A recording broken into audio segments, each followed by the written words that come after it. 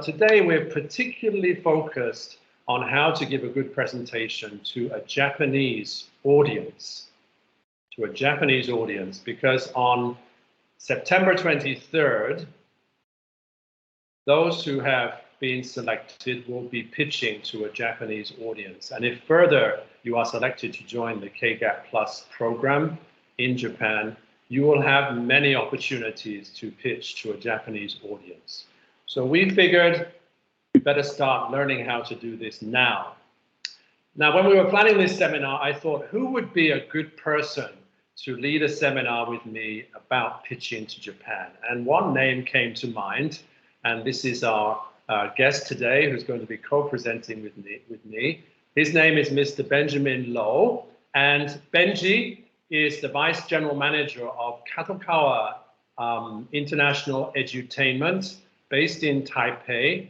Now, for those of you who are fans of Japanese media titles, you will know the Kadokawa name.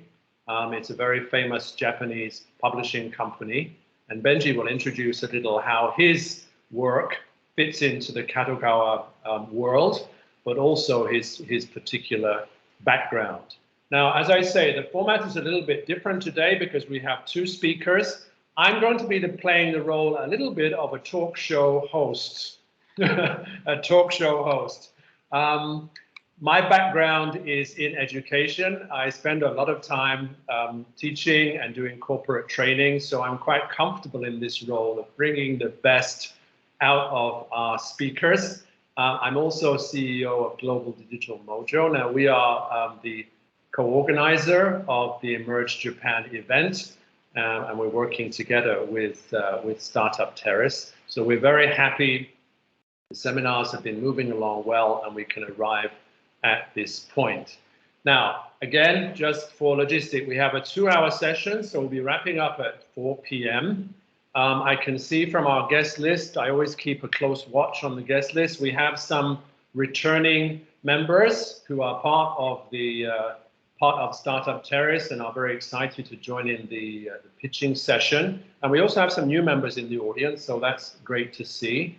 At around 3:45, Tom, who is the program manager from Mojo's side of the Emerge Japan program, he will take over and share with you the next steps in terms of application for the local pitching session, September 23rd, and also a quick overview of where these seminars are located. So after the seminars have finished, we're putting a recording of the seminars onto the TJIC YouTube, which is a Taiwan-Japan Industrial Cooperation YouTube, and you can review the seminars. Now, that's really important if you haven't had the chance to join in all the seminars. So this seminar will be uploaded soon after we've finished, and all the 6 seminars are there.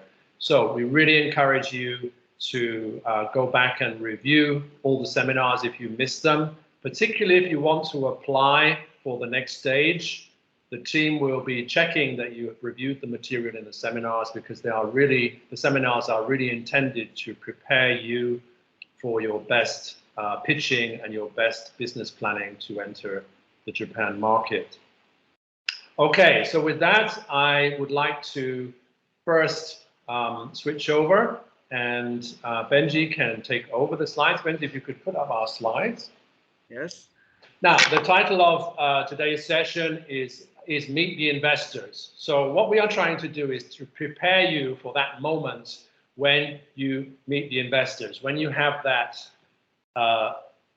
opportunity to present your company, okay? And in order to take us through that journey, I've asked Benji to prepare some case studies of pitches that he has done in Japan. Now, why is Benji pitching in Japan? Well, I'm going to hand over to Benji now to explain to us who is he and what's his connection with Japan exactly. Benji, over to you. Okay, thank you very much, David. Hello, everyone. My appreciation about to sharing the great afternoon. Exactly, we have a typhoon situation right here, but The weather is still a little bit cozy, so I'm very glad everyone shows up at the final section of the whole program. So for today, I'm trying to present to you. It's about how to pitch in or how to approach your Japanese client and investor to show what is your capability and also what is the whole concept about your product idea to being presented. So at the very beginning, I wanted to introduce myself. I was well, exactly, I was born in Detroit, United States. So, well, in fact, I'm not exactly was Taiwanese born, Taiwanese, but I'm still sharing my multicultural background for you for this lesson. So at first, the David just said, what is the connection about myself to connecting to the Japan?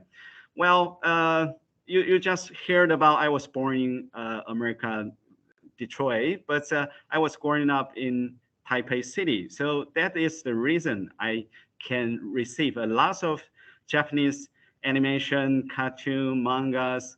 Well, just like the famous title, you can always name it, like Dragon Ball, like Slam Dunk, like Sailor Moon. So when I was a child, go with my childhood was full of the Japanese famous IP. So I make a decision for myself. I wanted to create my own IP, well, somehow one day. So although I was American citizen, I chose rather to go to the US. Either I go into the Tokyo by my own self. So I finished my handy draw animator training and also being a storyteller and also a director training. Benji, why don't you switch over to Yes. your list of accomplishments, because Oh, right. yeah, that would be great, because then the audience see Yes. this one. Perfect. Okay, great. Yes. Thank you very much. And well, because my profile was written down by Mandarin, so maybe you can look down for the list what I had been before. So when I was in Japan, I finished my handy draw animator training and also the director storytelling training for two different organizations. One of them is Toei Animation Institute. Well, this is an organization was training about the rookie for the industry because because the industry was always wanted to have some new bloods. So they have their own training center to create the talent animator to go into the Toei animation company. So I am one of them, and I was the only foreign student among the history. So that is my pleasure. And after finish my training, I going to serve into a handy draw animation production company was called MSC. And MSC was a very strong bonding company to the production IG, the famous animation company, which was created such famous title like the Stay Alone Complex or a lot of the the story you can My name favorite standalone complex is my favorite. Yes, Stay Alone Complex was well, I think it had been remaked into an action figure movie by maybe 2016 maybe by Scarlett, Miss Scarlett, the famous Black Widow. So well, you can check it out. So after I joined the MSC, I have been signed to be the impretiner. Impretiner is mean you have two different key fragments, and also you wanted to fill it up to make a sequel to make a consistent process to make your animations performers. So At the very first beginning, I joined such a title like the Prince of Tennis. You can see right just down here. If you can see my arrow just right here. And also the great title called Soul Eater. This is also a television series, and it was made by the worldwide well-known company Bones. And Bones also representing so much famous title like the 日本語になっちゃうんですが、いいですか？well, I think there's lots of our audience didn't know Japanese, so I skipped this part. I leave it to into the last section. Yeah, after that. So it's actually surprising our audience when we had the information session. Suddenly we had some questions in Japanese. So I think there are some. Yeah, really? some of our audience do. 日本語大丈夫ですね。恐縮です。恐縮です。Secret is there. All right, 恐れ入ります。So, okay, I will leave my Japanese section at the last part. So I go a little bit faster for this part because we have lots of scenes to share. And also, after I being a handy draw animator, I coming back to my hometown, Taipei, as a game plan designer. It's more like a level designer or like a storyteller to make the content for your maybe MMORPG. You have to create lots of mission for your own player. So we have to fill up the story for the mission. So that is the part of my specialty, as I have been trained in Tokyo as a storyteller. So after that, totally, I was served to the ACG industry about more than a decade, about more like 14 to 15 years. So I always stay in the production team. It's more like a creative production team rather than just publish or just like to introducing the product to the client. So that is the purpose, and that is why I'm here to presenting kinds of the pitching scale to you. It is because that is the authority, not authority. That was the responsibility. One of the responsibility for me as a creative production team. So maybe some of the experience can help you to fulfill, and also maybe can maintain a little bit your pitching you already have.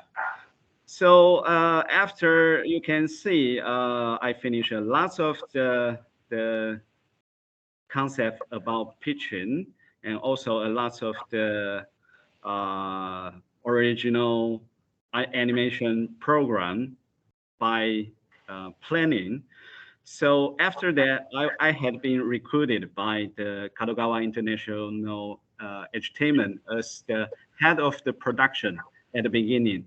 And at this position, we have a vision is about, because our main business was about the talent training for the talent creator amongst animation, comics, and games. So we are wondering, after we training so many talent people, where should they go? So we cannot just let them by themselves. So we wanted to make a great entrance and a great bridging to the industry. So we set up total and new section is called about the production department, which was my I have the authority to lead this production department to develop. So for this section, we are not only to receive to having some international projects to make our student have this own stage to work on it. And also we are being a professional production company as well to support the Taiwanese local industry, and also to make the bridging from Taiwan to Japan, and also the opposite side. So this is the reason, and this is I consider maybe this probably why David invited me for today, and I'm going to share some experience. Also, including I just coming back from Tokyo at July. So at July, I visiting 22 different Japanese companies during 2 weeks.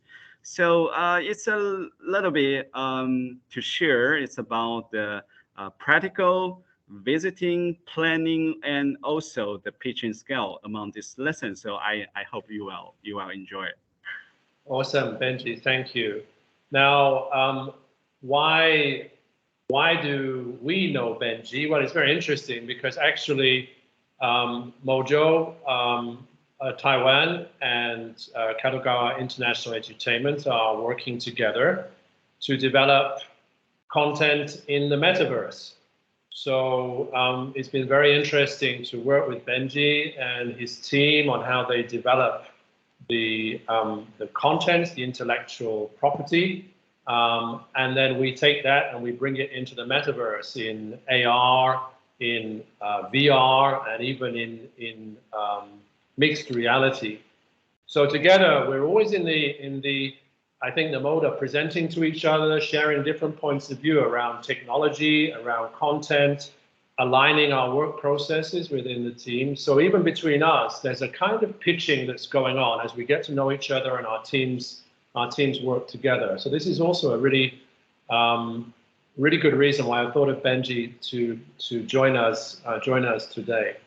Now, even just watching Benji's presentation, I want everybody to pay attention. Benji, just could you go back to your, sorry, that slide you just had. Sorry to send you back again. That's because right.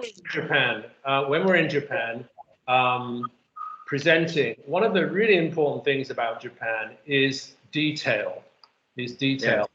And we'll come to this in a moment when we look at our advice for preparing and pitching. But just as much as possible today, we're trying to show and tell to help you to basically learn from what we are doing, not just what we are saying. So even here, right at the start, Benji is sharing his background, and we can see focus on detail, but also there's a kind of journey going on here where Benji is showing the base of his skill. He's showing how he's built up his skill. And this is very important. Now, if you think Mojo, our branch in Japan is in Osaka. We have a lot of business in Kyoto, where there's a lot of craft, art and craft. And this kind of technical expertise is a really important part of getting to know people, of sharing your background. Not just that you're amazing, or not just that you have these amazing projects, but really going back and talking about your basic expertise and your basic experience. So Benji's been showing that really well just by the way he's been presenting now. Okay, thanks, Benji. So let's just go back to the slides. Sure. We sat down together, Benji and I, over the past months, and we've been thinking about what would be good advice for you guys going over to Japan. Now, we hear this word pitching a lot, but actually we know really well from all of the presentations that we do in Japan that the presentation part isn't the most important part in Japan. So what we've tried to do today is to take a more long-term, a more global view of how we actually present our business in Japan. So if you could just go to the 4 Ps slide. Sure. So what we've got for you today is we say in French you can say an aide-mémoire. So this is a way to help you remember. Okay. So we have the 4 Ps. Benji, what are our 4 Ps? All right. This 4P was either you are going to selling your idea, or just like I just did, I selling myself. To selling a concept to your client, you have to get ready for this 4P to make your client have a super clear vision about yourself.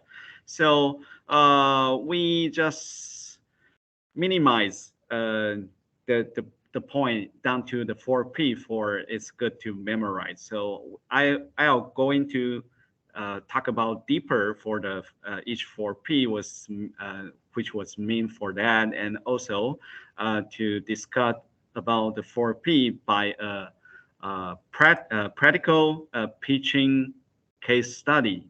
Then you can just come through the pitching case study and to catch a little bit about the concept of for how to prepare and how to present and how to show your proof, and also how to talk about the price.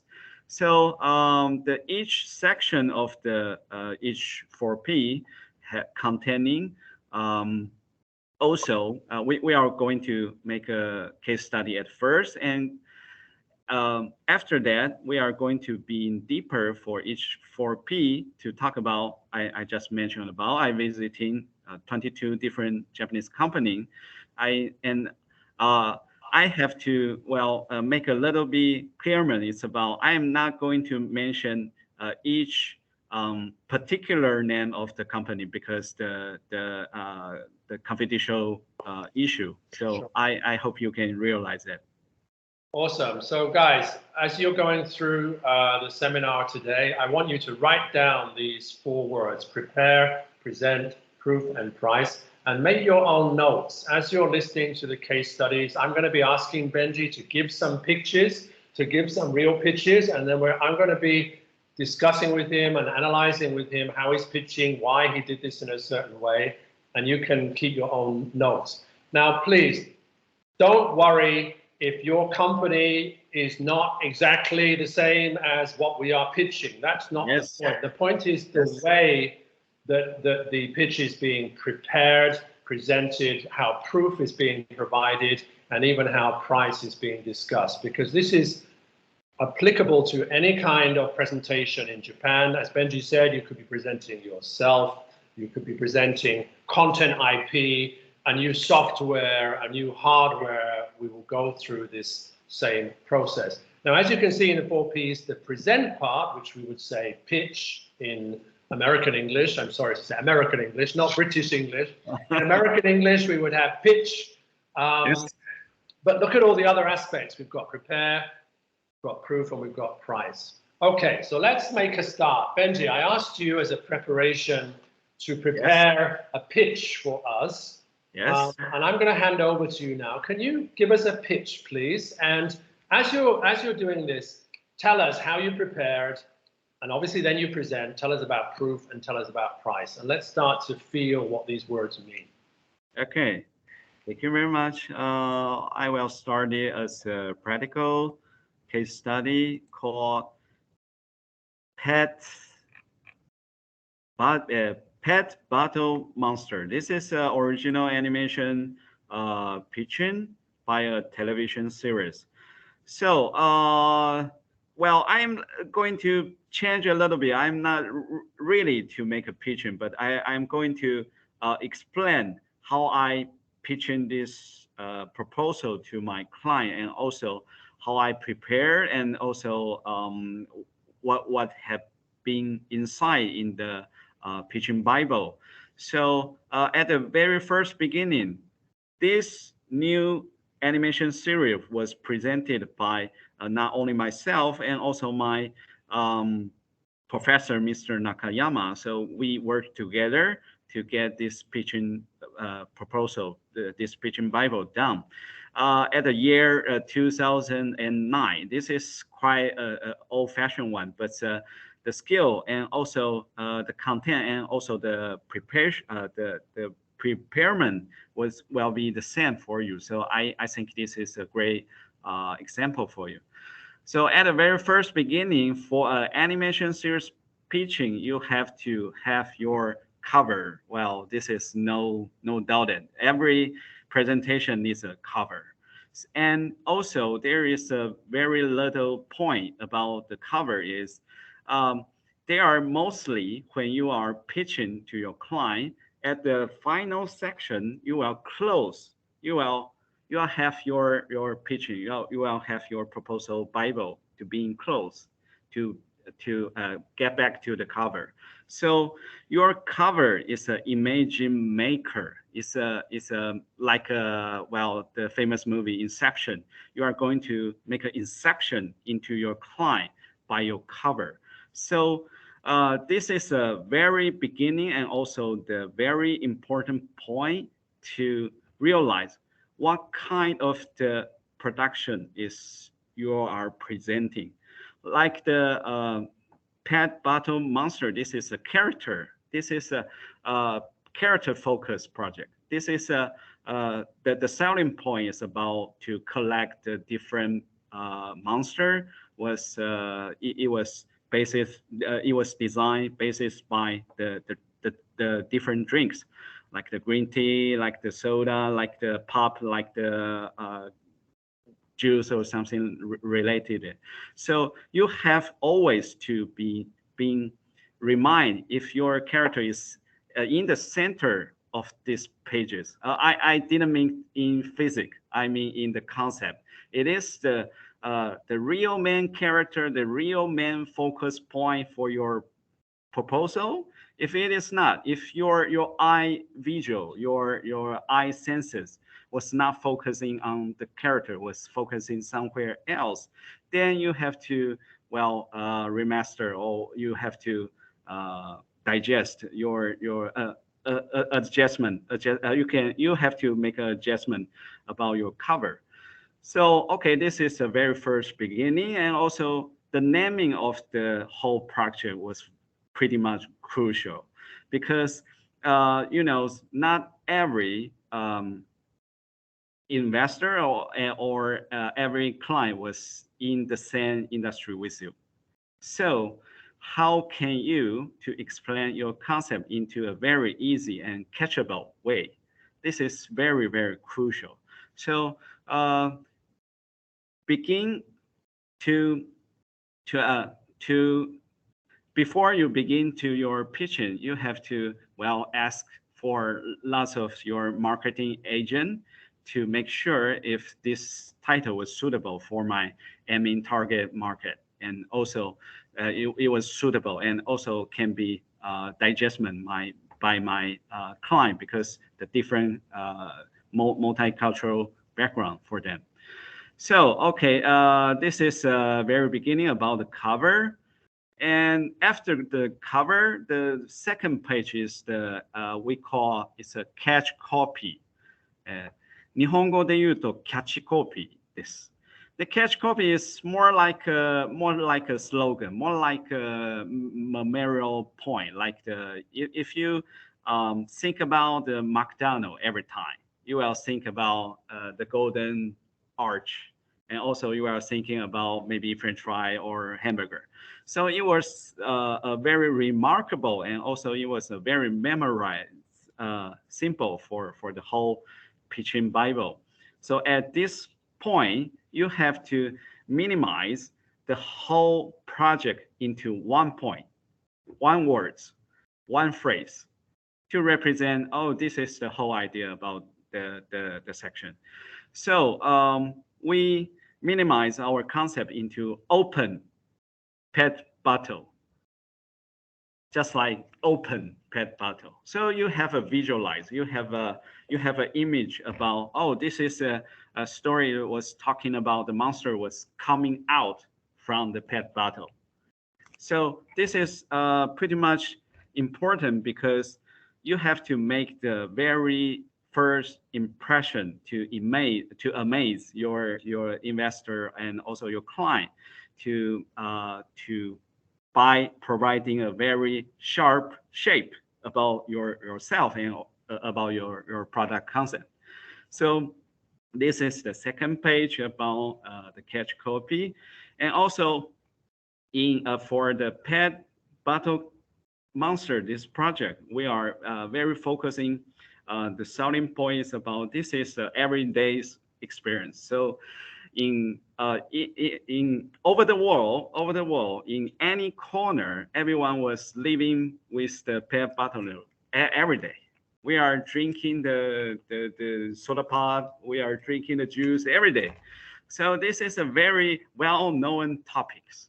This is not have to explain topics for the whole concept. So we write it down and we write it short. We wanted to make a strong image to your own client. So, and also the layout, how to put on your image and also your form into the pitching Bible is pretty much important as well. You can, while trying to imagine if you are your client and you are your investor for today, you look up for the proposal. Where is your first point and where is the rules you are going through? This pretty much crucial. And also the color, we already know the red was the strongest color over the world because it has the strongest notice power for the beyond the others color. So how to choose your layout is quite important for the kind of attraction, right? It gets right, like yeah, attraction. Gets people's Exactly. attention. Gets people's attention. Yes, get people's attention, and also how to select your ace, your ace member, your elite member. Not put everything just on it.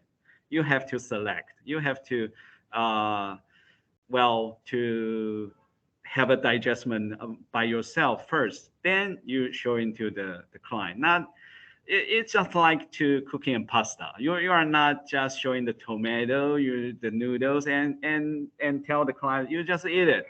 That is not an ingredient. That is just a mess. So don't put your mess on your dish. Always trying to make it reasonable. This is also crucial for the presentation. Okay, and going to for the second page beyond beside the cover, here it comes to what form. This is a little bit more like so at the first beginning and the first two, we are more like a prepare section. You have to well prepare while digesting. You have to have your own focus. So after that, after the prepare, we are going to for the presentation. You have to tell your client and also you have to tell your investor what kind and what is the size? What is the size of the project? How you measurement your own product? What is the time schedule? And what is going to be looks like at the end of the production? So we have a form. You can see at the right side. This is the form. It is telling about your client. This is a 30 minutes television series for each episode. And also this episode will be, each chapter has its own started and also it have own ending. So after, and also you can see this is a theme about the monster battle action movie, and you can also can see that the name of the title, and also this is pretty much crucial. What is the target? What is the target user or the target market for your service and your product? In this case, our target user is more like elementary school students, and it's mostly focused for the boys. And the reason about the target selection, it is because we have already know there are several succeeded sample form like the Pocket Monster or like the Digimon. Their target was exactly the same. So we can learn about and also imitate to the successful model to build up your own form. So belongs to the form explanation, and also you have to describe more detail about what is interesting, what is the fun part, what is the value you are going to provide for your target, so they are going to pay you, and they are going to attracted by the pitching. So you will also going to have like a story guideline, like a very outline for your whole project. Well, because we are animation, it was a story. It was the main value of the animation series is all about the story and the character. So for the character, we provide some visualized material, and also for the story, we are going to to say how different or how amazing is this monster are, and to going to have your client have a clear vision to let himself or let your own user to get into the story, to imagine, oh, if I am in this kind of the world, this is might be my everyday life. So this is the third one when you are going to presenting. And also, after you providing the outline of the whole project, you have to explain. You have to say why. Just like the old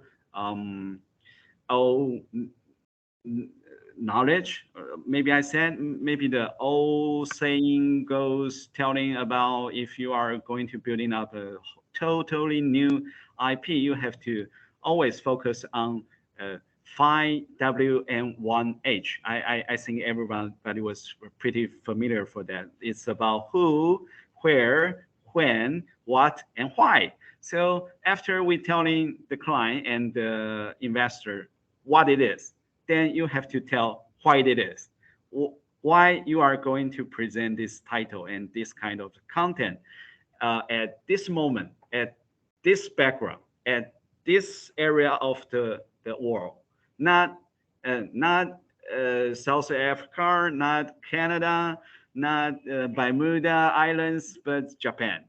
You have your own reason, so you have to explain why. And also, you have to set up the goal, the achievement. The achievement you are going to want to make it for this whole project. So the investor can going to realize and also can going to judge if this is suitable for his investment, because the reason was strong enough to attract and make the aiming target to buy this kind of the service or product. So, okay, at the very first beginning, we are telling, because the monster battle scene animation was already being very popular among the world, like the Yu-Gi-Oh, like the Pocket Monster, like what else? Like the maybe what else? Okay, I will figure it out. Yeah. So this is already founded, was a very strong foundation for yourself to present it. This is not a new concept. This is a modified. This is a power up project for you. So we have our statement at first to tell the client, this is a success. This is a successful model for you. So we can class alpha for this project because we are using the motif for the different drinks, and also the diversity, and also not also the diversity, and also the amounts of the drink was so much for you to develop hundreds of the monster or thousands of the monster. So they have a great potential to let us to proceed this project. And also we have to management our what is the keyword, what is the point if you are trying to explain your project. So our keyword is going to be, this is a nearby topic, this is an everyday topic, and also the diversity I just said, and also because it was drinking motif. It was liquid, so it can combine together, just like the milk and the black tea. You can make it milk tea. It was a very simple and very easy understanding concept for the whole project. And also get advanced. Getting advanced was already being a very common concept for every monster battle anime or comic series. So this is a very well-known concept to have your idea to get into your client. All right, so after you telling the why, you are going to deeper to telling the detail, just as the David said, for the point of the planning, the point of the pitching about the proposal. So just like we just said, we have 4 different keywords. So here it is. We have 4 different keywords, and we are going to further to tell the difference about each point of the selling point for this whole project. So at the first one, we are talking about the nearby concept. Yes, because either Pocket Monster or either Digimon Monster, it was not happening story in the real world. It's more like a altered world, or it's more like a fantasy world for the whole background setting. So for example, like the Pokemon Monster, it was totally an altered world. It has well kind of Japanese town, but it's not a Japan. It's a different world. So it was totally fantasy. And for the Digimon, well, in fact, it was happening in the real world, but the every monster was showing in the story was what was a fiction. It was a story was happening inside of the computer world. So for our point at the first one is we trying to make the nearby experience more stronger.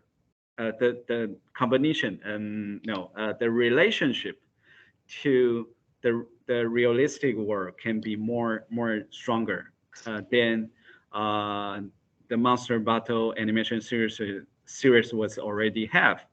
So at this point, we choosing the pet battle for our motif to develop our monster, and also you can, because this is the real thing you can reach every day, and you have a very strong image to whether you drink it, you hold it, or you see it.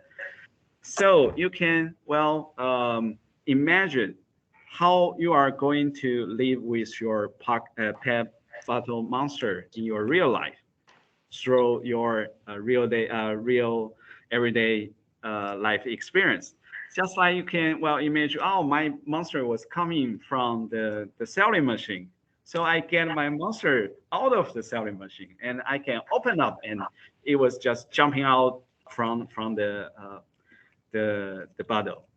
So this is a great selling point because you can tell your client, also your investor, via a kind of the visual presentation, not just although we are presenting our pitching was by words, but this is a very strong visualized words to your clients and your investor, and also not only for them, and also for them to think about maybe our user and our client, just like I just said, we are aiming to the elementary school student.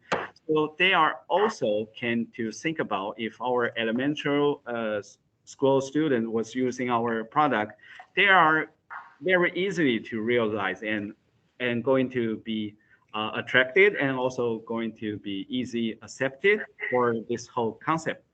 So this is the first point, and also let's take a break there. I want to come back to this this journey with this pitch, because it's raising some really interesting points. Okay. Just for the audience, as Benji has been presenting, I've been putting some keywords in chat.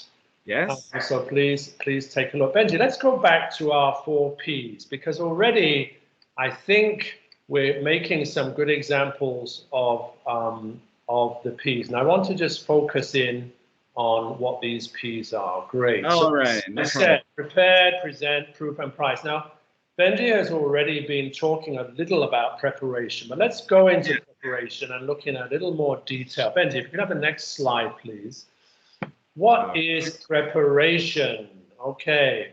So what I heard, Benji, for that pitch, there was quite a lot of preparation going on in terms of finding out about the market you were targeting, finding out about the market. Now, you've got lots of other case studies in your mind. Yes. You've made out some points here. Let's go through these points and let's see if we can come up with some other case studies between us, some other examples. Sure. Okay, so why email? Why is email a good way to communicate with clients? I mean, in Taiwan, we're very used to Line. We're very used to very direct communication. Why Japan likes email, do you think? All right. That was an excellent question about why email, not Line, because Line is too directly. It was a little bit too aggressive for your Japanese client. Well, yes, because we all know for the Line message, if you read it, you will show it. Well, of course you can have some plugin and didn't show it, but they are making the pressure to the one you are going to approach. I've noticed in Japan, dealing with our clients, if there is going to be messenger communication, it's often on Facebook. I've noticed Facebook Messenger is quite popular in Japan for messaging communication. But I have many clients in Japan. I don't have their Facebook or any of their personal connections. It's never been shared. It's never been discussed. Only email. Only email. Yes. And also, why email is better, because it can be holded. This is one reason, and the other reason is just like David said, because they didn't share about the other kinds of the way to contact. So for this section, I am going to say to find the right window for to talk to was pretty much crucial for this section too.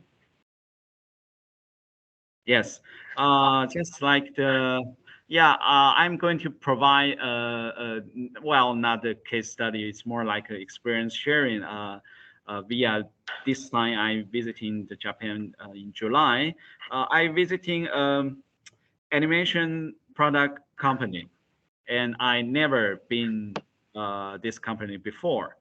So at the very beginning, I really have no clue to find the right window I can go into contact. So I just trying to approach the official site for the animation company, and trying to send an email by its official site's email account. Well, just like the public account. But after that, the window of the business section was coming back to my email, because I send the very first beginning email, also including all my content information. So I received his back around maybe 2 weeks, I guess.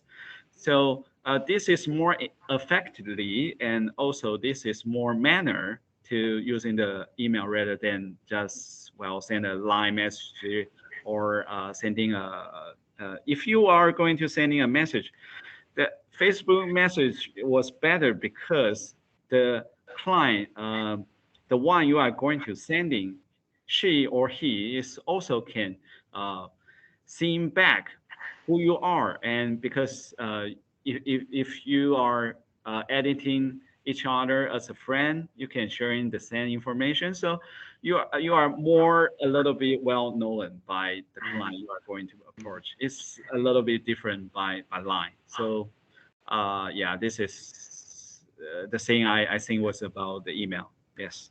one sharing also for the person introducing. They have a lot of responsibility in Japan. So if you do have a business contact that is introducing you to their contacts, they are responsible for you. And we talked about this in the first seminar from Professor Hagirian. There is a responsibility and a trust which is very important. So don't try to jump around a contact or go around a contact. It won't work. It really won't work. So you have to find and stay with that first contact. So it's very important to find the right contact. Yes. You will know it's the right contact because it will be very clear that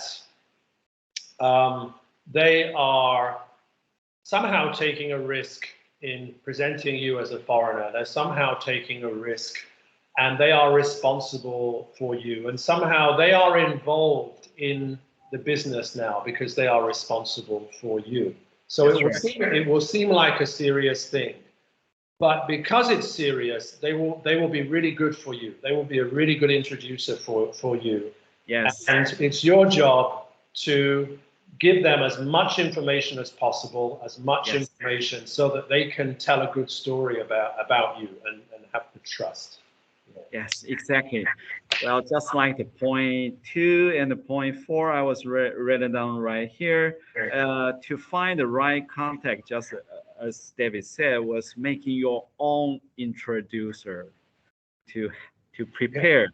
Well, for meanwhile is to prepare your own introducer, and also to let you really get in trust for your introducer is to send the public information about yourself as much as you can.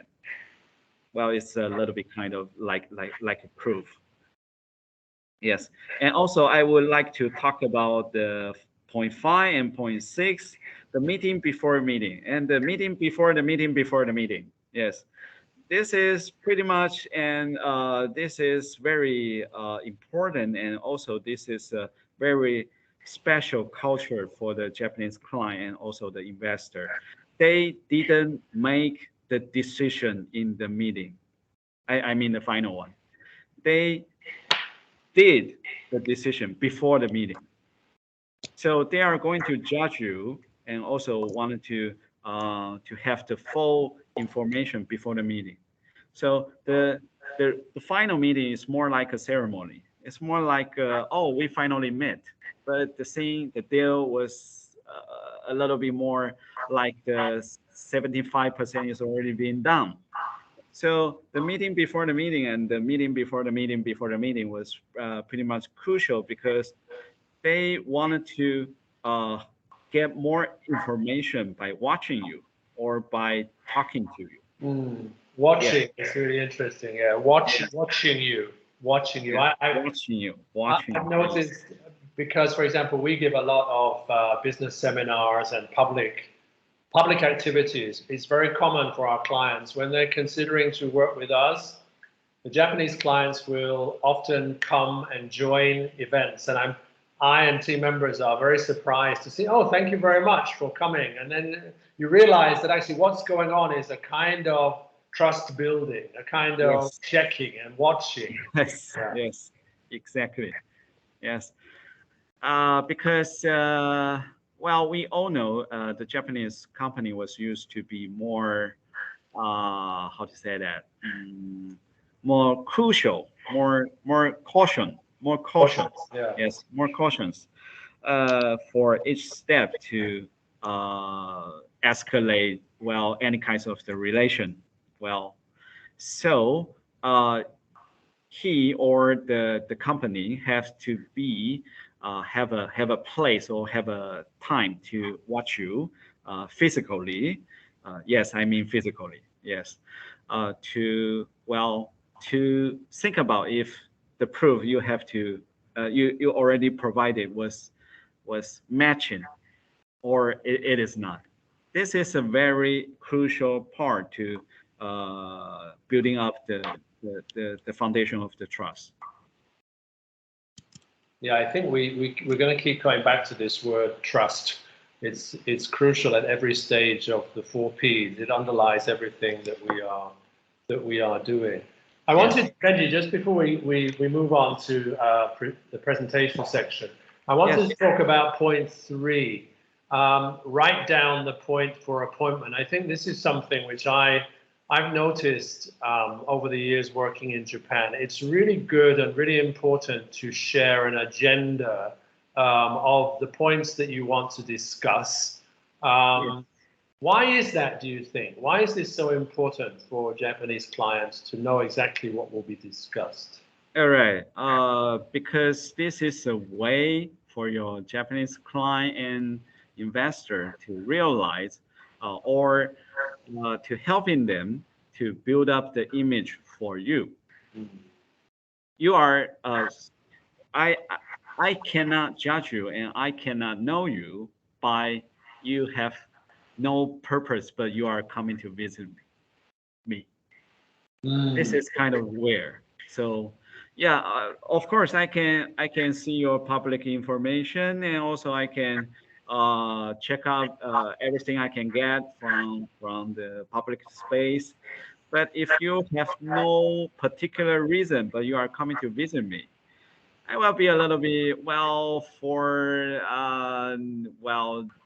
maybe the description is too much, but maybe the Japanese client will going to be a little bit scared or a little bit caution, or what are you really trying to get to me, or what? Yes. Right. Yes. Yeah, it's funny because from a European point of view, and from an American point of view, it's not unusual to talk about dropping in to see a client or just have a coffee to see a client. It's very free and informal. And I remember in my early days in Japan, I learned very quickly that this doesn't happen in a business context. And if you do, if the meeting is accepted just out of somehow politeness or because of a shared contact, the meeting will not be very smooth. It will be, as you say, a little uncomfortable. Why are you here? What are you trying to achieve? Yes. Yeah. I didn't know you. Why you are here? Yeah. Especially if they have seen a lot of public information, so they will wonder, well, I know about you already. So if we're going to meet, it needs to be for a clear reason. Now, for the companies, that doesn't mean, you'll have many different kinds of meeting when you're in Japan. Now, obviously, the meeting that you think about is when you first present your product or your service to investors or partners or other companies. But the meetings before meetings before meetings that Benji's been talking about may be about different things. They may be about some partnership you're trying to negotiate. There may be about some product or some component or some software that you're trying to negotiate. It may be on a much more focused situation, but all these rules still apply. You need to make very clear what you're going to discuss in the meeting or what you want to achieve. It's a kind of politeness, and it makes everybody comfortable, and they can prepare well for the meeting. So nobody feels they are somehow don't have the material in front of them they need to have a good meeting. Yes, that's right. And also to write down the point of the appointment is also suitable for a meeting before the meeting before the meeting. Yes. Also, yes. Because for another point, to showing the client what you are really need, what is your needs. It was a way to show your honesty too. So it is a way to, you can open to me. So maybe I can, maybe I have a little bit interest about your topic. So I wanted to, for your honesty, so I can go into further to check out maybe what kinds of the topic you are trying to present to me. So this is a very important part to help your client to set up the image, to set up how to describe you in their image, and also to earn the trust. Because you're showing to me very honestly, you need me or you want me to do some kinds of thing for you. so I can make the judge. I can prepare, and I can handle. I wanted to say yes or I wanted to say no. Because the Japanese client was very uh, maybe I can say hated to make the judge when they are not fully control the situation or fully informed by the situation. Very good. So everybody, you can see that the preparation stage can be very long. It can involve a lot of work on your part to explain yourself clearly. And it's not just about your marketing materials, your company presentation. It's also about you.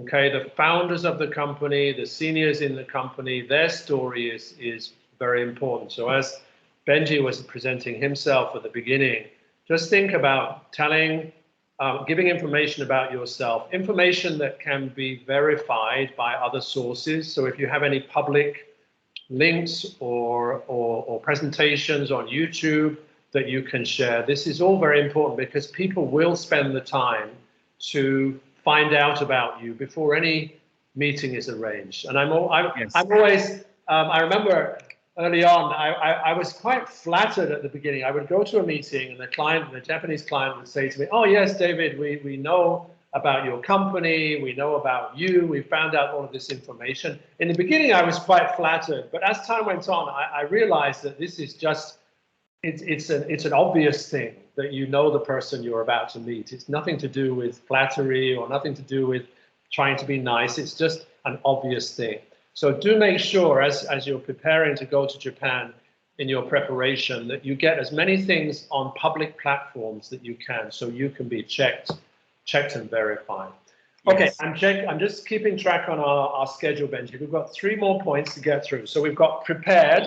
Yes. A good introduction. Let's move on to the next stage, which is the presentation stage. The presentation, all right. Wow. Now this is probably when people think of pitching, this is what they think. We're talking about just the presentation, but already we've shown this is just part of the challenge of doing business in Japan and preparing in Japan. Yes. So Benji, let's take us through some of these points. What's point number 1 about go aisatsu? Go aisatsu. Yes, the greeting part was pretty much crucial because this is the thing help you to build up the first impression. I do believe this is not only useful for the Japanese client. It was a global manner for myself. So how to present your go aisatsu, your greeting in a appropriate way. Appropriate way. Yes, it's a kind of arts maybe. The keywords about the greeting is to know your client before the client knows you. It was connected to the preparation part. Just like I have a experience about an interview when I was still a handy draw animator student for an animation company. I wanted to sell it myself. I wanted to get into this company. So I have a lot of work to research the one are going to interview me, like the Shacho-san, like the head of the CEO was maybe he was growing up in the Mieken. It's a southern part, not really southern part. It's a center part of the Japan. So what he's like, what is his growing background, and what is the language he used, and what this company needs, and what is this company was avoiding to. This kind of the thing was the key. You can make your own presentation to prepare your go aisatsu, your greeting. Like for a very lately example, just I have in July was I visiting a toy company, a toy design company was work for Bandai Namco. Yes, like the star was famous name for Gundam. So I start my greeting as the latest product because they are a new television series, a new Gundam television series will be started at this fall, at the October, I think. So I open up our topic with the latest show, and I'm trying to uh, get the viewpoint, get the source, the source, the consideration about my clients, what he think about the new series, about this time, and about maybe the style, maybe like the character. So, although you are doing your greeting, but you are already catching up, already minimized, and already have your distance shorter because you have the same topic, you have the same language for this part. So to do it very suitable, it's all about to know into your client. It was just like selling a product. You have to know your market and your clients, just the same. It's really interesting, isn't it? Because it's a kind of a politeness as well. We were just discussing in preparation how our client or our investor will get to know us. They will spend time to get to know us. And in the same way, we're showing respect by knowing about our client. So it's a kind of exchange that's going on. Yes, exactly. Okay, now I can see in the picture here we have a typical business meeting. So we've had that first impression. What about going to the office? What should we wear? This is always a question I get for meetings in Japan. It seems to be in the movies, Japanese are always wearing suits and ties to business. You're coming from a creative industries. Is that the case, or is there more flexibility now in Japan? Okay, for our industry, it's more flexible for your wearing. Yes. Well, it's a little bit delicate for your choosing, but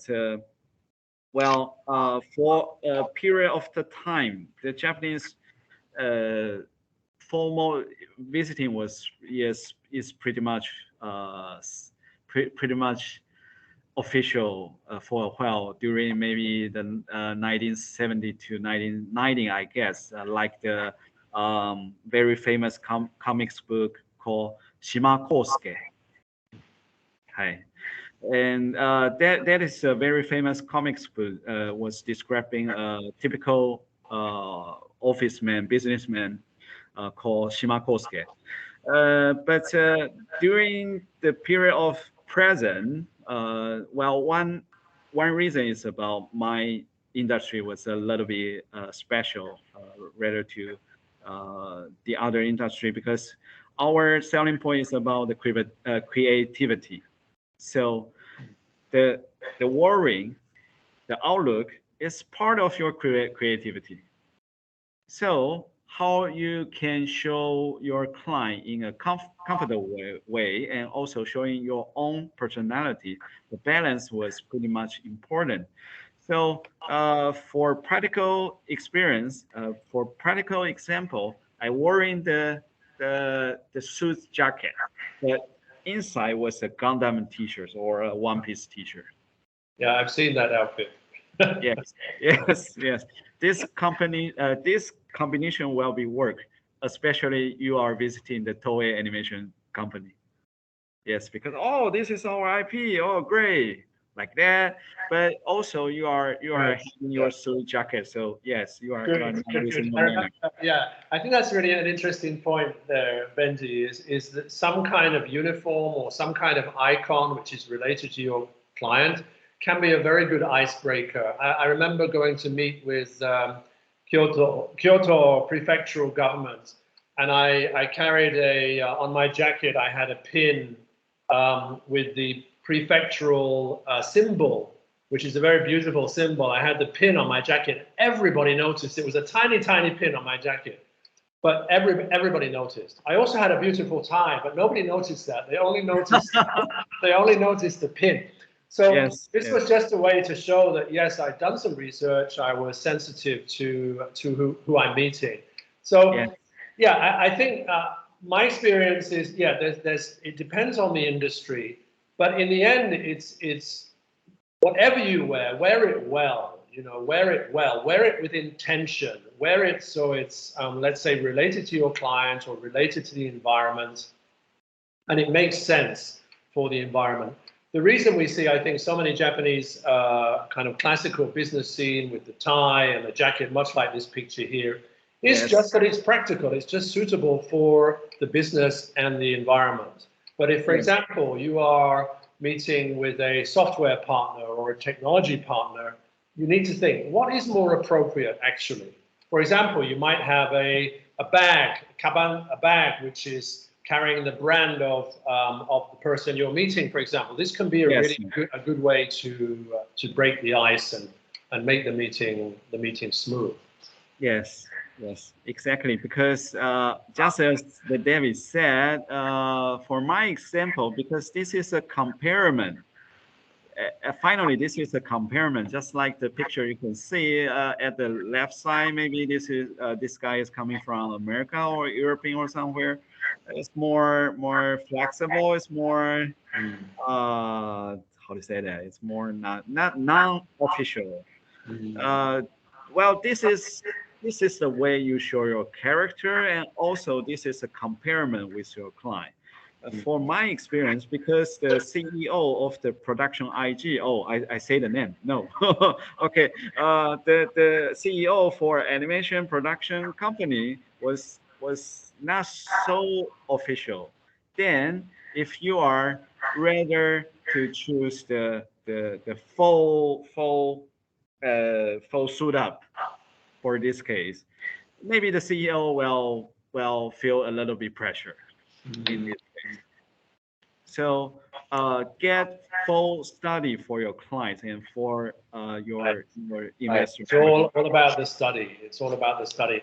And that leads us well into point 3 and 4 as well, I think, in terms of how we behave in the meeting. On Wednesday, we had a seminar from JETRO, the Japan External Trade Organization, and we were talking about the difference between business in Tokyo versus business in Osaka. And one of the things that came up was the first meeting. What do you talk about on the first meeting? And we were having a little joke, a little discussion with the team, the JETRO team, Osaka. And we were saying that in Osaka, the first thing you do when you meet is to tell a joke. Yes. Something funny has happened to you on the way to the meeting. This is a really important way to start before you even start talking about business. So it really relates to point 3. Yes. Bring your everyday conversation and bring the story you are just happened by your own was pretty much useful to decrease the distance between the client. Just like David said, Osaka, the client in Osaka was pretty much like a joke. And maybe for the client in Tokyo, it's a little bit serious. It's more serious, but to bring the laugh to the meeting was a fantastic thing. If you hold it right in a suitable degree of the temperature, maybe I got to say. Yes, in Japanese we say 空気を読める. You have to measurement the temperature for a meeting. Temperature. Yes. Now, point 4, I think, is also very important. Now, maybe for Taiwanese, there's some similarity between Taiwanese and Japanese, the way of behaving in meetings. But I think for you, I mean, you coming from the US into Taiwan and Japan, you're probably quite sensitive to this in terms of to interrupt, how long to listen for. Do you think this should be no problem for Taiwanese, or do you think there needs to be, even sometimes Taiwanese can be in a little bit of a rush to get to the point, whereas Japanese are more slower to get to the point in the discussion? What do you think? I do think my Taiwanese friend, including myself, at the very first beginning, was a little bit rushed than the Japanese client at this case. So to be patient, to get yourself a good audience at this turn when the turn is not running to you is pretty much important in during the meeting, I think. Yeah, I noticed also this with when we take Hong Kong clients from our head office in Hong Kong, we take them to Japan, or my Hong Kong colleagues go to Japan. Yeah, really have to slow them down and just like you say, feel the temperature of the room. And this is especially true when we're presenting ourselves. Typical Hong Kong presentation will be very fast. It will be rating the important things very quickly, and it will be finished very quickly. There isn't much point or much turn taking going on. But yes. I've noticed in Japan, especially you have a large group, which is very common in Japanese business meetings, because as we were discussing in our seminars on earlier this week, consensus is important. So we need to have many stakeholders to agree, and they may all be in the same room. Everybody needs to have their turn to speak. Little different from meetings perhaps in Taiwan and in Hong Kong, where maybe the senior will speak first and yes. Everybody will listen. In Japan, it's not necessarily so. I've noticed in Japan that everybody can have something to say. Everybody can give their input, and you need to wait and listen. Yeah, it depends. It depends a little. For my experience, yes, some kinds of the meeting was started as the introduction by the CEO very briefly, and after that, CEO won't make a very long-term statement. After all, yes, we have it. We have this kind of meeting, and also we have the other kind of the meeting is the other meeting member didn't speak a phrase at all. Yes, just listening to the head of the maybe the CEO, maybe the host, yes, maybe the owner of the meeting. So just as I said, because before the meeting, they make the decision before the meeting. They are already have full information, yeah, before this had been started. So I think well, for the client turns and for the investors turn, you can judge. You can find out at the very first beginning. Oh, they make turn to have a different topic to say, or they are totally focused to sign a particular one to have its word has been spoken. And also one more thing I can going to be sure is don't be hesitate and don't be rushed, because they will give you time to prepare your statement. So they will giving you time, so just wait. And also during the waiting part, during the listening part, during being an audience to know about the client's needs, also it is the same time you can preparing how to feeding back, and also to preparing how to more monetize your statement to be clearly, to be more well known for the client, because you have limit of time. Yeah, that's interesting. I think talking to point five as we close this section is taking the time to get to know people. If decisions are not made in meetings, then what are meetings for? That's also the question I get from my American colleagues is, well, if there are no decisions being made, why are we there? You know.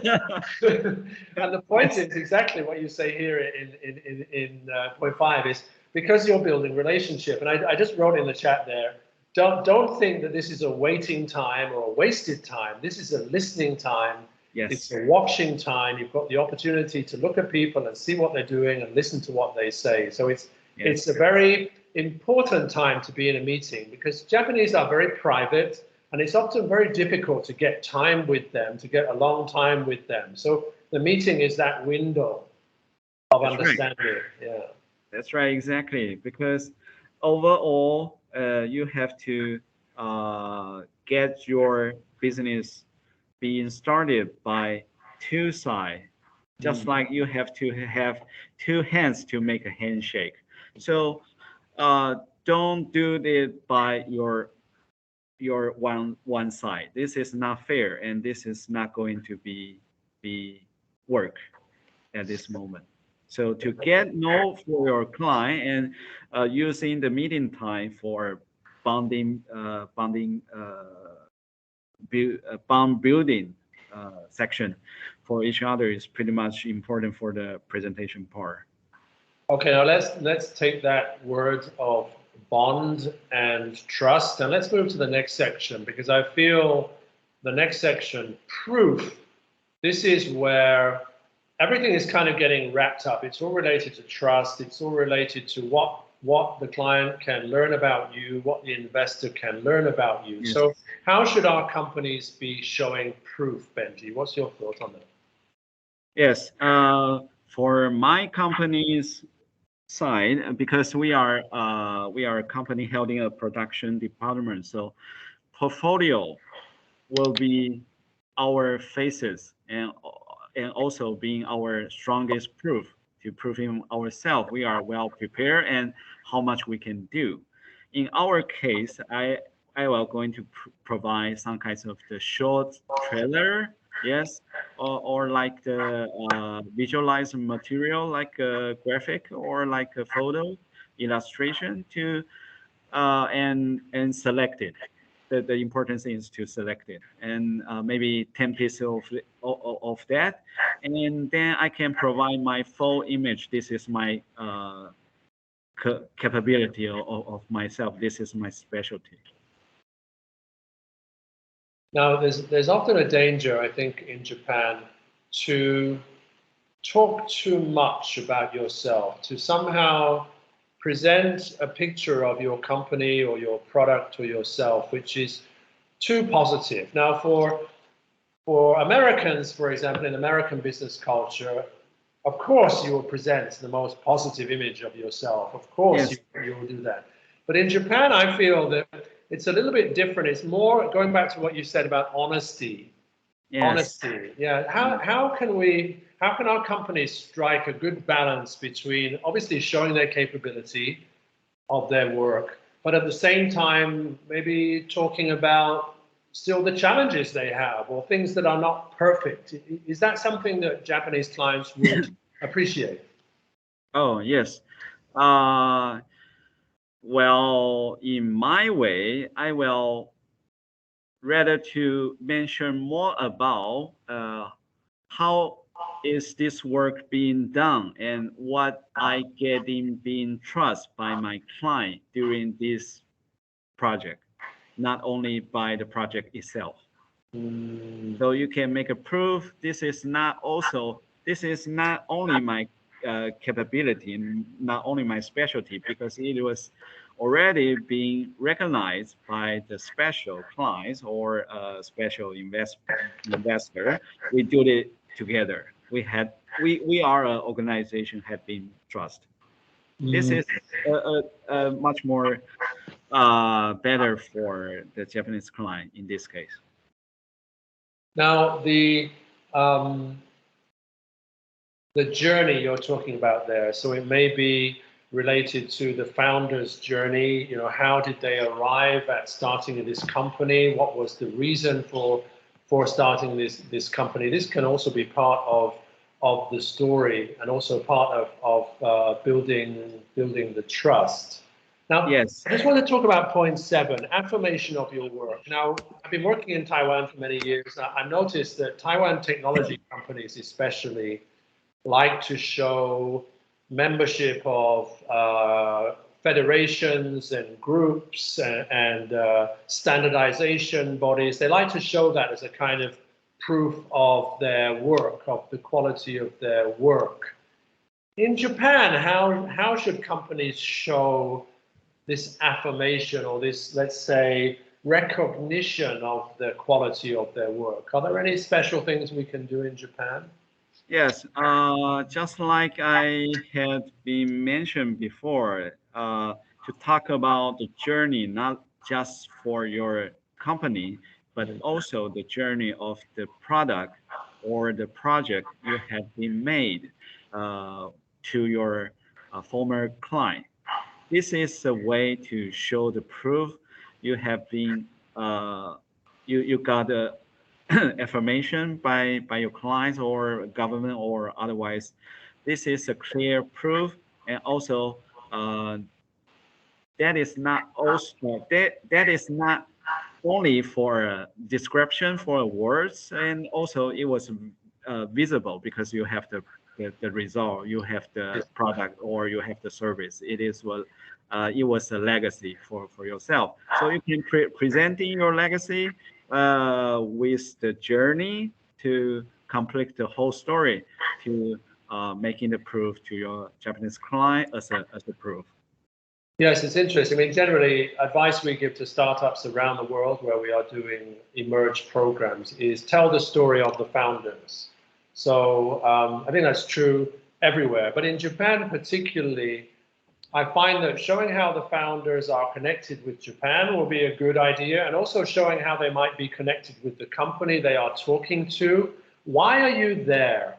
And it brings me to a common question I get in Japan. You know, being a British and running a company in Japan as well, I often get the question from Japanese partners and clients is, how, David, how did you get here? How did this happen? Who do you know? I don't know. I always have this question. So I have a story ready always when I'm meeting with clients. Is I make it very clear who did I meet first, who introduced me. Yes. And this is particularly true in Kansai. We were talking about this on Wednesday. It's a small community, so everybody kind of knows each other within the community. Yes. And once you've been there for a while, you can talk about people you know who made the introduction, and they will be recognized. And this is all about building up a kind of signature of yourself and your work. Exactly. Well, just like because you already have the trust by your introducer, and this introducer is a common friend or is a common contactor for your client, and maybe your introducer was very famous or your former client was super famous. Then it was a very strong proof to show yourself. I can provide the same service to my former client. So I do have the same specialty for you at this time for maybe a total solution. I just have one last point before we move on to the price section. Okay. I want to talk to you about competitors. Now, in Japan, we both know well that there are kind of groups of companies that work together. Okay, yes. They have an ecosystem. They're used to working together. Yes, there's a lot of trust there. Yes. Now, as somebody new coming in, as a company new coming in, how careful do we have to be that we don't seem to be working with competitors or somebody somehow outside of that group? How do we navigate that kind of environment? All right. For me, there was 2 points. The first one for your direct client and your direct audience, to being as slower as you can. Don't have any expectation to think this is going to be work soon. Maybe this is never going to be work, but you just being patient and going to be lower and showing yourself. I'm not aggressive. I'm not so trying to change or wanting to break the rule you already have. I'm just just a friend coming far away in the same industry and wanted to help. I just wanted to help. This is the first part. And also, it will be very crucial and super important to also make a relationship with your competitor in this case. Interesting. Yes. Yes, because somehow the competitor is also there's also a kind of recognition and a trust there. It's a way to sign your work, and Yes. also you're showing your understanding of the market as well. I think Yes. particularly I find, for example, in Hong Kong or maybe in Singapore, the groupings of companies are very flexible.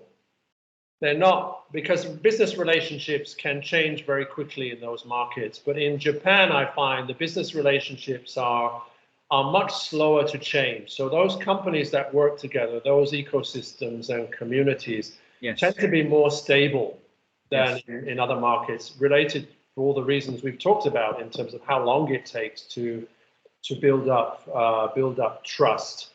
But it does mean I find that once you start working with a group of companies, if it's going well, you will keep working with that group. There won't be any reason to change.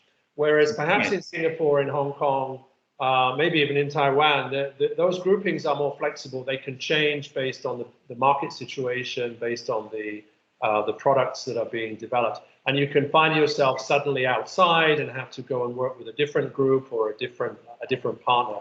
But in Japan, much more stable. Do you agree with that? I agree with that. If you get into the community of the Japanese company, when the first case was pretty well done by the affirmation of your client, then you will consistently to have the same project was coming to you, and much bigger and much more value for your own project. The reason why is because uh, when you break the ice to build the strong trust with your Japanese company, then they will not going to um, back for their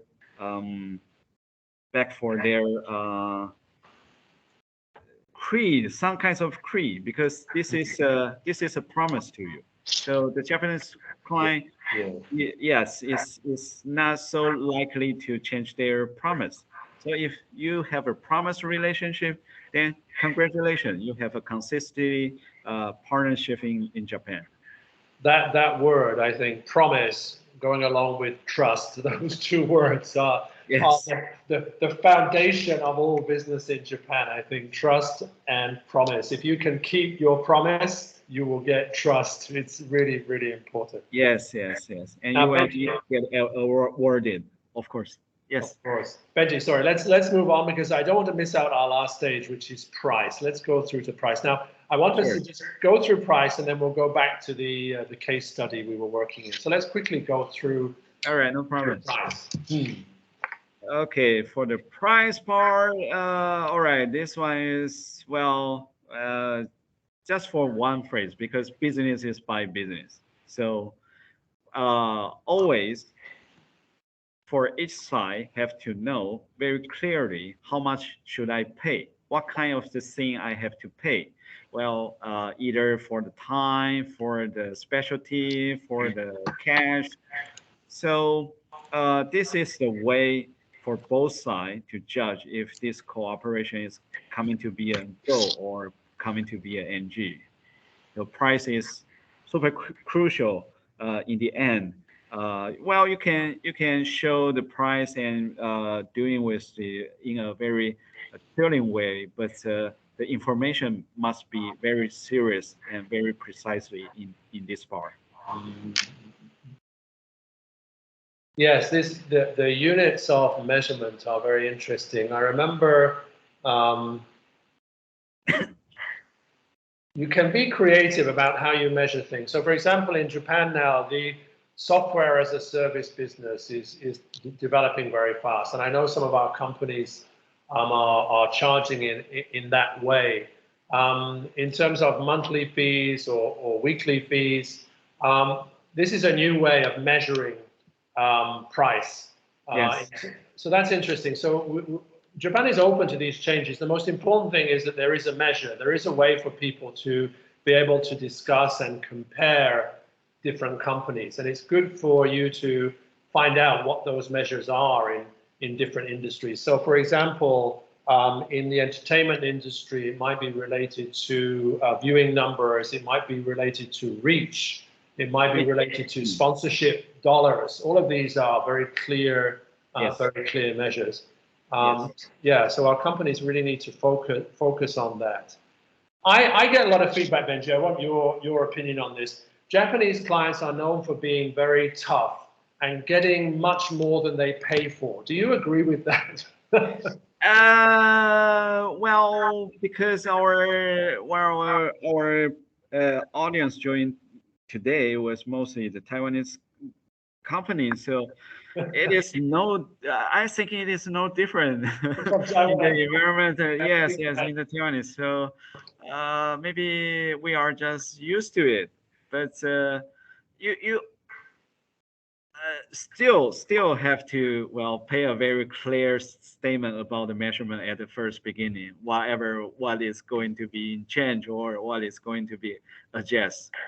Let me try and make a distinction. I have the advantage of being able to look at Taiwan and Japan from a little bit outside.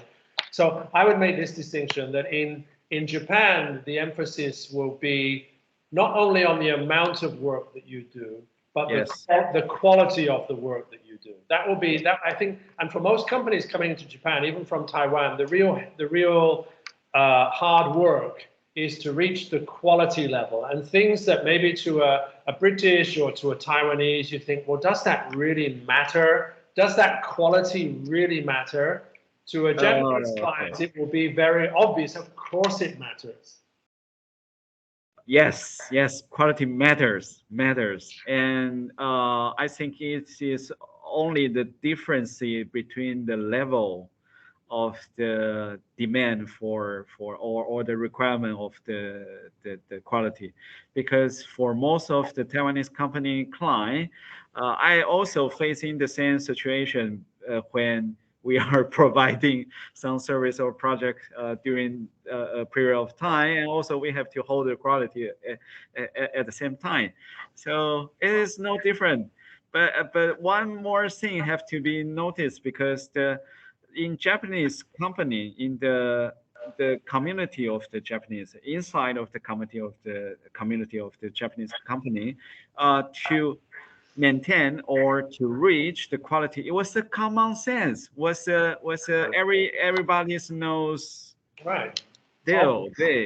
Obviously. So I don't have to write it down in the contract, but you have to make it. Yeah, and that brings us to a very important point for the partnership agreement. I think in general, the contract, the way that we make a business in Japan, I noticed in the early days, I used to think, wow, the contracts in Japan are really short. They're hardly contracts. And then later I realized it's because so much is assumed. So much is assumed. Of course you know that. Of course you know you will need to do that. Whereas certainly in British business culture, Hong Kong business culture, you tend to write everything down in the contract, and it's something that you will discuss about and you will come back to it.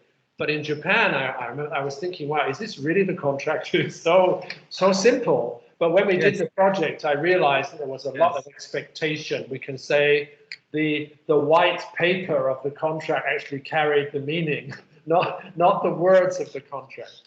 Right. Maybe I can say about one more thing is in US, in British, in Europe, maybe everyone doing our business by contract. But in Japan, in Asia, maybe in Taiwan, we doing our business based on trust, based on promise, based on the feeling about each other. It was it's a delicate thing, but I don't want you to break my trust with your promise if I make it by one sentence. So our clients wish for we have the same common sense, the common level to judge our quality in the same viewpoint. Yes, I think because the business process is a little longer. Yes. that's also, it gives time to work these things out, to discuss these things. So all those meetings you talked about, that's often an opportunity to talk things out which are not written in the contract. Yes. Now, I also agree that Taiwan also has that element of trust in business relationships, of kind of bang mang, you know, to get the project done, let's work together. And that's the same as Japan. But I think in Japan, it really goes to the extreme of companies that are international companies. I mean, no, we're not talking about small business. I'm talking about companies that have an international management culture. Yes. They still follow this kind of what I would call empty contract, this kind of space in the contract that you need to work out and discuss as the project goes on. And this can be, I think, really challenging, particularly for small companies who don't have a lot of resources to absorb the extra work. It's just part. I think that's part of doing business in Japan. Yes, exactly. So very appreciate about the David say about the underwater contract. Yes, because this is pretty much have to be noticed if you are going to have a partner business ship with the Japanese client. You have to figure out what should I really got to done in this period of the time, and what should I pay about maybe the equipment, maybe about the people. So to measurement the precisely price for these cases, it will take time, but you have to make it very precisely, not just do it in a rush or in a hurry. And because after that, you will pay more than what you thought. Yeah. In this case, yes. I agree. And just, I think, a final sharing from me to everybody. The great thing about Japan, and this is coming from, from my company, we do product development, we also do services. Japanese clients and partners, once they agree, once they make a promise to you, they will keep it. And that even related to how much you're paid and when you're paid, all of this will be agreed ahead of time, and the promise will be kept. It will take a lot of work to get there, but the promise will be kept. And that's really important in terms of building a sustainable business, that you know the promise will be kept. Yes. Yeah. That's true. Yes. Awesome. So let's recap, Benji. What have we been through here? We've been through our 4 Ps. Yes. We did it, right? We made it. Yeah, we made it. Yes, we made it. We did the preparation. We did the presentation, we showed the proof, and we agreed the price. Now, congratulations. Now, I want us to go back. We've got maybe 5 minutes left now, just to wrap up. Let's go back to another case study. Maybe if you can think of a case study, we can just wrap up and draw attention to some of those points we were just talking about. And we'll have a little bit of time for questions before we wrap up. All right, no problem at all. All right, so I'm showing everyone another case study very roughly because I really have a lot of things to share. So after we know about the 4P, so to clearly sending your concept to selling to your client and your investor is pretty crucial. So this is a well-prepared proposal, pitching Bible. So we visualize every section of our context to make our clients to know our selling point very, very quickly, and also making a judgment for our core develop staff team, and also the business model, how Japanese is going to fund it, and also what we already have, what is the proof we can do via also we invite him some famous director, the Japanese director, and also we have already visualized our the center of the selling point is about the character.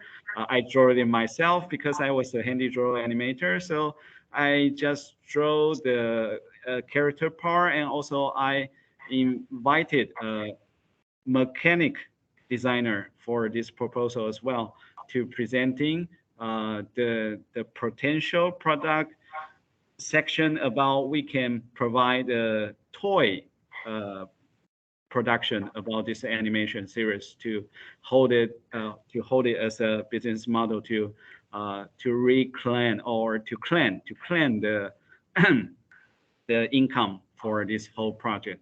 So this is a very quick look, and also I got the other thing like I just yes. ask, how long was that presentation? Your presentation part of our 4Ps. Yes. How long was that presentation? Was it 15 minutes? Was it an hour? How much time did you have? Okay, that is a 30 minutes presentation, I guess. Okay. Yes. And also, before you are going to make a formal presentation, you are also going to prepare some concept art to show yourself. This is the very roughly idea for the very beginning of the whole product, but the client and the audience can catch the main idea about, oh, this is the style, and also, oh, maybe this kind of the audience was suitable of this. That's really interesting, Benji, because Yes. it talks to our preparation part. It's almost you're getting the audience ready for the meeting. And this is interesting for our teams as well. Even it's good to share drafts of slides. It's good to share material before a meeting. Not only the agenda that we talked about before, but things that you would like to get approved in the meeting. Try and share those, obviously, before the meeting, because as we said, the decision is not going to be made in the meeting. Yes, exactly. And also, if you have some media, not only for the graphic.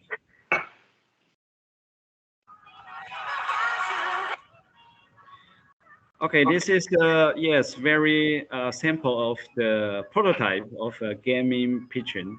So although you can see the graphic is not ready, it's still roughly drawn by my own self, but it was fully shown what is this game is going to be and finally will be looks like. Yes. And this was shared before the meeting, right? You shared ahead of time, right? Yes, that's right. Or you can just showing some part of the video. You can showing maybe some of the slide and maybe few capture for the whole concept. And in the meeting, you can show in the full video. That is another kind of the presentation. It works too. Yes, so this is another pitching concept video. I made it before. It was MMORPG gaming opening animation proposal to a Japanese animation production studio. We wanted studio to make a animation style opening video for us. So we draw a storyboard, a motion board video at first to catch up to provide the image where we are going to reach for the Japanese animation company. So the Japanese company, when they receive this kind of the reference, then they can provide the schedule and maybe the budget of the whole project. So it will help a lot when you two was meet by meet in the physical.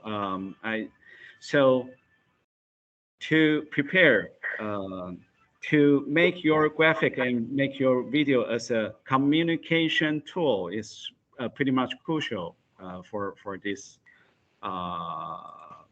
preparation time. One thing that our team in Mojo has really enjoyed working with your team in Kadokawa is the storyboard as a kind of communication between teams to get a shared idea. So just to our companies, you may think, I'm doing a software product, I'm doing some hardware product. storyboards have got nothing to do with my business, but actually they can be a very good tool in Japan because there is this very strong culture of manhwa in Japan. People are kind of used to seeing stories told in this way. So for example, your use cases, I know a lot of you have use cases in your presentations. Try and think how you can tell your use case as a storyboard, and maybe you can find Benji actually is a really good person to contact. He has lots of good students in the academy in Taipei. I'm sure they'd be very happy to work with companies to develop storyboards to explain your use case, to explain your product. That will work very well with Japanese customers. They will get it right away. Yes, exactly. And last thing, because I'm going to making my last bar. Well, just for example, just as David said, every product and every kinds of the service was suitable to use the storyboard and also using the video to deliver your concept to the client, because it was more realized, more managed, and also more compact to your client. And also for a very famous example for the entertainment industry is the Star Wars. The Star Wars creator, George Lucas, when he is going to presenting his proposal for the 20th Century Fox, he using an artist, a creator coming from the aircraft company called Boeing. Yes, and because of the vivid concept art of the creator, then the client finally at the beginning to realize, oh, this is kind of, because for the word description, it was only like a space opera. Then what is a space opera? I didn't get anything. Yes. So he got his own concept art creation to deliver his full concept for the client.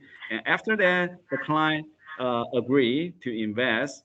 Then we have the Star Wars legacy in our real world.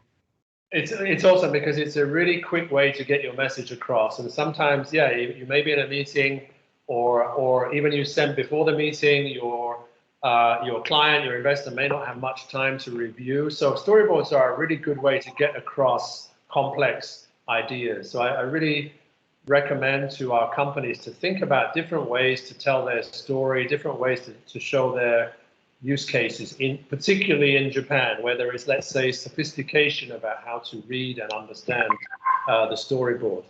Okay, Benji, thanks for that sharing. Could we flip back to the slides? Let's just wrap up. Yes, I'm sorry. Yes, I'm maybe ready to go.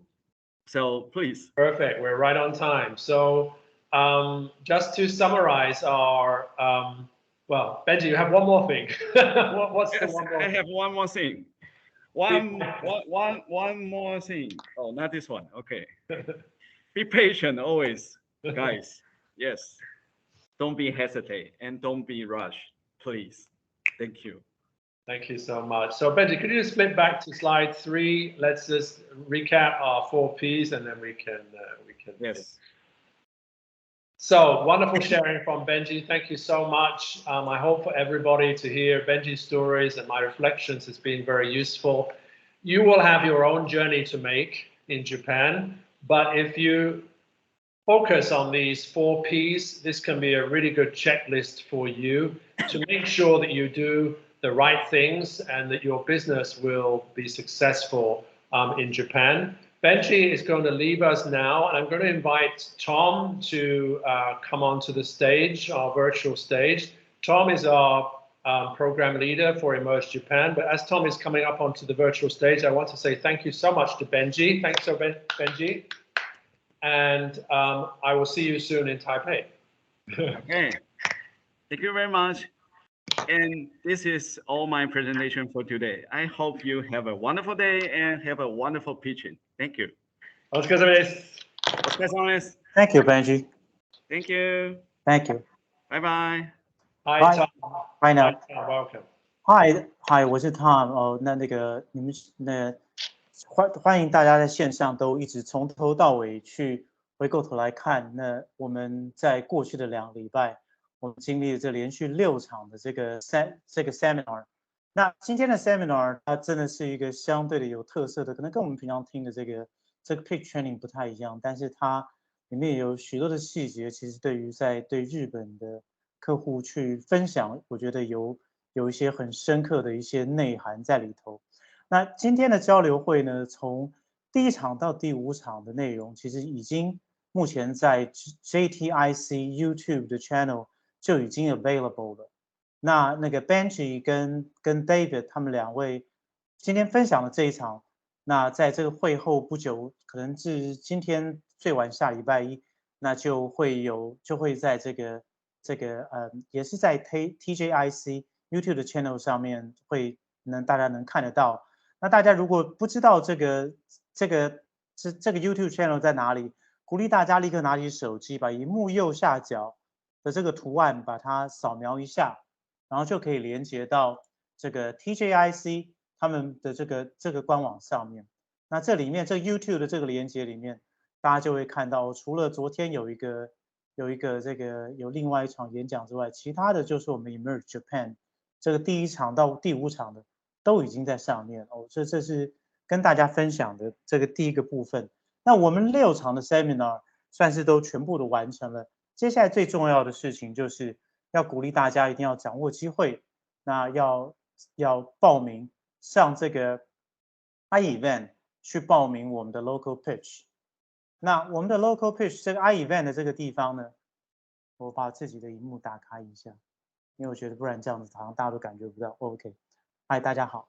那这 iEvent 目前这 iEvent 的内容，我们在就是在礼拜3的时候就跟大家分享了。第一个，我们报名所有的素材一定要在下礼拜2下午5点之前，要把它不仅在 iEvent 上面要报名，然后也要把它 email 给我。我留意到之前有的团队他们先 email 给我，然后没有忘了在 iEvent 上报名，然后也有团队目前在 iEvent 上报名，但是并没有按照这上面有一个很清楚的说明哦，就是你这个商谈会报名，除了在这里按了报名，填了您的信息之外，也要进这个申请须知里面，进这个申请须知的这个文件里面去了解一下，您提供报名的时候，除了系统报名之外，您还要准备2份备审素材，一份的话就是您要证明您出席交流会至少有5场，您可以是出席线上的交流会，或是您是可以观看 TJIC YouTube 频道的回放课程，而这2种参与方式有不同的去证明他出席的方式。您如果线上参与的话，您只要有画面截屏，然后就到时候跟着邮件一起寄过来就 OK 了。那也有团队他少了几堂的这个画面报名，请我去调阅后面的资料的。那这只要能心有余力的，我就都可以帮忙。但是大家要掌握时间。你如果是在 TJIC 的 YouTube channel 上面看回放的话，您针对每一场次您所在 TJIC 看回放的场次，您至少要提供3个问题给讲师，来作为您出席了该课程的证明，而不是只是进了这个频道然后让 video 放完而已。除了刚才第1个所说的交流会的出席证明之外，第2，您还要有一个关于介绍贵司的企业还有赴日发展的英文简报，那里面当然就要包含你的创立年份、你发展的里程碑。刚才 Benji 跟 David 的这 session 一直强调这个过程，一直强调细节。那第2的话就是您的产品，它给谁什么样子的价值，您怎么赚钱，就是你的 business model。这一点其实也会呼应到这个刚才 Benji 他所说的这个 price 的这一段。还有接下来你的愿景，或者是在日本已经有的 progress， 你至少做了多少的努力，做了多少的准备，然后您目前的这个资金、这个财务的状况 ，funding history 或是 key financials， 那有些戏骨的人会说，那你的 runway 目前是怎么样？就是您的这个状况，如果您对于一些细节的揭露有一些顾虑的话，您只要提供一个大概，但请不要在这个部分有遗漏，因为在这部分有遗漏，会让接下来这个筛选的评审会有相当大难度的困难，去评估您是不是适合，已经准备好了进日本市场。那最后的话就是您的品牌跟您的行销。那一定要记得，在截止日就是下礼拜二，9月6号下午5点之前，一定要完成 iEvent 的报名，并且以这个 Emerge Japan Local Pitch，然后贵公司名字的电子邮件，将这个邮件把前面所讲的备审素材，就这2样东西，第一个就是你在整个交流会的出席证明，第二就是贵公司的介绍的简报，英文的简报，把这2份素材寄送到 tom.lin@globaldigitalmojo.com。那您报名完毕了之后，会在9月16号下午6点之前，您会收到邮件或电话，告诉您是否入围参加9月23号 Emerge Japan 的线上商谈会的通知。那评选的原则的话，就是企业至少创办2年，具有可演示 POC 可以商用的产品的完成度，有明确的计划，要展开日本市场的业务，或是已经有一些进展的程度。此外，您提交的内容必须要完整，让评审能够筛选。那我接下来再简短的回到我们的 iEvent， 因为 iEvent 里面有几个重要的细节，我在这边还是要说一下，就是我们会从2点的时候开始，我们2点的时候开始，开场会介绍一下，到最后这个整个活动啦 ，KGap Plus 所谓的 Batch 8就是接下来大家要进去的 Batch 8，所以如果大家有去比如说这个 Khana 的这个他们目前的园区，就是 KGap 加速器最终的这个他自己的这个城市的网站去看的话，大家就会看到大家各个国际的团队在这里的活动，然后看到它时间表里面有各个不同 batch 的什么 demo day 啦，还有每个地方还有新的 challenge。其实我们9月23号我们的那一场，在某些意义上其实就是 batch 8的台湾 challenge。我们可以用这个视角去看我们下一场这个线上商谈会它的角色，所以会由评审团他们评审大家到最后做的 pitch， 然后做最终的这个评审跟评分，然后目标是选出2家企业晋级，但最终还是以评审现场他们的判断为主。那6家企业的这个简报，每一家依序，我们的目标是每一家介绍6分钟 ，Q&A 4分钟。那到最后获得这个评审青睐晋级的团队，就会获得一定程度的机票啦、住宿相关的一些赞助，进军 KGap Plus 的所谓的 Batch 8，就是第八，等于是说第8届的这样子的活动。那就请大家就掌握时间，掌握机会。那希望大家很快的，大家在这个所谓的这个 Khana Research 的这整个 community 的这些官网里面看到大家的照片。那如果有进一步的问题，那大家也可以欢迎大家在 iEvent 里面，大家其实可以找得到我的联系信息，就在这个地方，大家可以找到我的联系信息。然后也有部分的团队已经在 iEvent 提交了报名，但是还没有缴交素材的，那今天我有个别的发一些邮件，那就请各位团队的报名者花点时间去看一下，掌握到这整次报名的机会。那接下来希望大家都有机会，我们在 Local Pitch 的会场见，我们9月23号见。好，那 David， 我把这个时间交还给你。Tom, thanks so much. I noticed on the KGap website, if you look very closely, you can see me because there is a photograph of the first year, 2019. We welcomed our first batch. In that center photograph, I'm kneeling on the floor next to Suzuki-san, a younger man. And then, yeah, you can see. So this was our first batch in July 2019. So it's really wonderful to see. Now, I just want to add to Tom what Tom was saying. Look how young I am. Wonderful.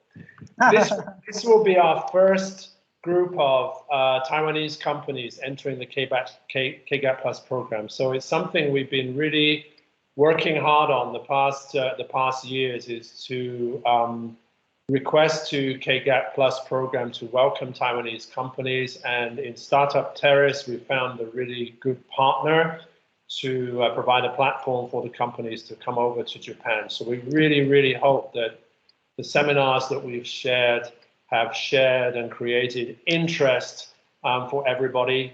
And you really will subscribe and join in the program, because some really amazing benefits await you in Japan if you join into the program. So 对大家，我觉得这个机会是蛮重要的机会，所以我希望大家可以申请。Okay. Okay.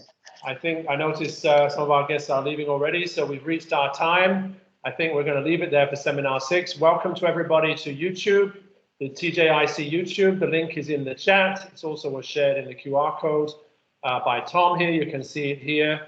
Please review the seminars. If you're thinking of signing up for the local pitching, make sure you watch all the seminars in case you missed any, or just watch them again to review, because some of them are very detailed and full of information. And we welcome you to join in the pitching subscription. Okay, thank you so much, Tom. Thank you so much, everybody. Thank you for TJPO supporting the 6 seminars, and it's been a real pleasure to share our professors and our professionals from Japan to you. And let's move to the next stage. Thank you very much. Thank you.